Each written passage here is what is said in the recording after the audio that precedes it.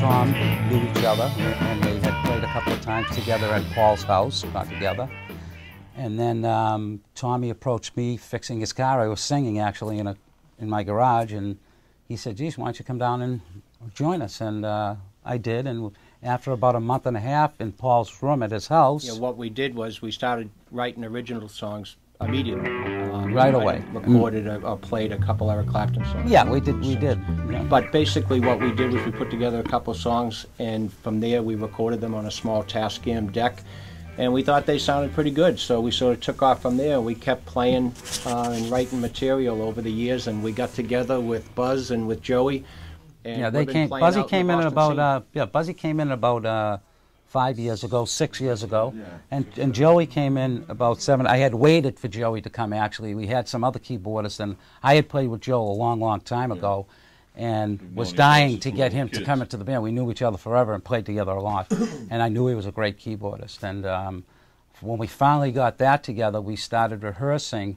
Actually, this place wasn't built yet, and we were rehearsing in a very cold garage down the street, ice cold with electric heaters, just so we could play our first gig at Mama Kin's, owned by Aerosmith, on Lansdowne Street.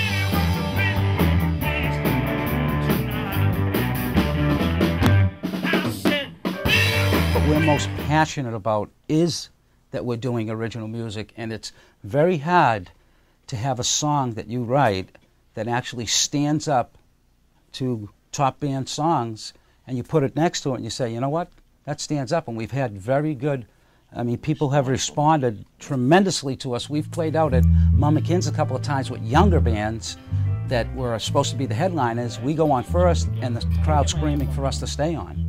And so we've had good success. We've had some very good success, out, which is fun because we feed off that. Absolutely, cover bands will have an easier gig because I mean, there's a lot more. There's a lot of places that do cover music, and people do. You will have people go in and respond to cover music because they know the songs. Familiar hour. But if you go into a good club like Harper's Ferry that does original bands and holds maybe 450, 500 people, and you have a good night in there, there is nothing better than having people enjoying the music that you've written.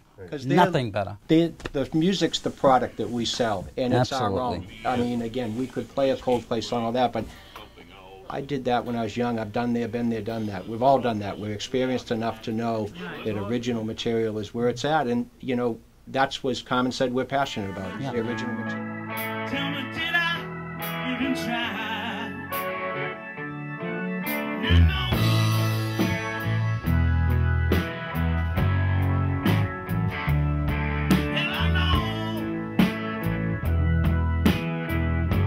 When I first came to these two gentlemen, Tommy Scola and Paul Gleason, I did notice one thing, and I had played with other guitarists, very good guitarists with Joe, and a couple of bands. I had played it with a band called Hot Tips, but I came and I listened to Paul play, and right away I fell in love with his style. He had those sounds that really excited me, that I was passionate about when I was younger.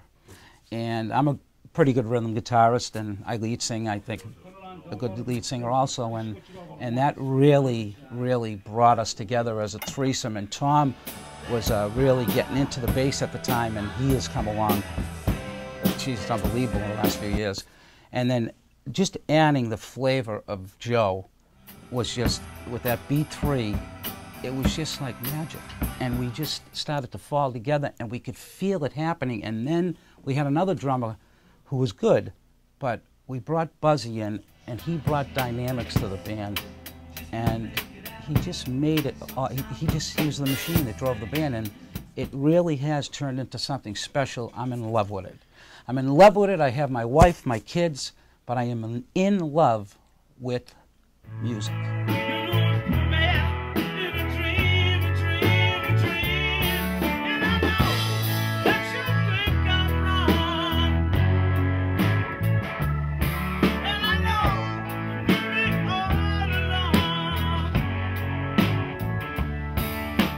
Personally, I look forward to getting together, and it's an escape too. Beside the creative part of it, like you said, it's almost like a drug. It's an escape, and it's amazing that the five of us have stayed together and played, because most bands, anyone will fall that gets apart. over Yeah. 40 years old, they got their family, they got their kids, and everything. Which we all do, most of us. It's And hard to get together. We're very fortunate too because we Do what we love. do Yes. what we love. You know, and I think a we lot all has love one another dearly because we're all Right. good friends. Good we've friends, and been that's through a the lot ringer, so together. you know, all of us. and the and, egos have a lot to do with it. I think that we're very Oh, yeah. even keeled with that, and we Yeah, can I mean, handle with that. the exception of Carmen, you know, I mean, Carmen came up with the idea of it. I'll let him say it's one of his dreams that he brought down to Yes, us. it actually was. It was a dream that I had, and this song I happened to write in about a half an hour sitting at home. I woke up from a dream, and it was a reoccurring dream that I had had a couple of times. Not a pleasant dream. That's why it says it's not heaven sent in there. And I had it a few times, waking up in a cold sweat and actually leaving my house and going for a walk and getting outside to get some air. So I brought the idea down, and what we usually do is I will bring an idea down, and then the boys will take it from there. I mean, Paul will put a riff to it, Tom will put some exciting bass to it, Joey will put some great B3 tinkles in there, piano tinkles, and then Buzzy just ties it right up, man. And then that's what makes it our own. It really I think does. When And you we're- talk about influences, Absolutely. that's what makes it our own. We all put our own seasoning We into feed the... off each when we first started playing, we were young at it. I mean, writing our own songs, and you know, we used to be busy, or we'd be putting too much in here, too much in there. And by listening to the Beatles and Bruce Springsteen and Tom Petty and all these good bands, hearing how they let their music breathe was the most important thing. And I do believe, and I will say this till the day I die, which I hope isn't soon, guys. You're not going to kill me, are you? No. Not that I would love to be able to say that, geez, that's, if we were, I truly believe that if we were younger, if we were in our 30s, we'd be out there touring for sure. I really do believe that.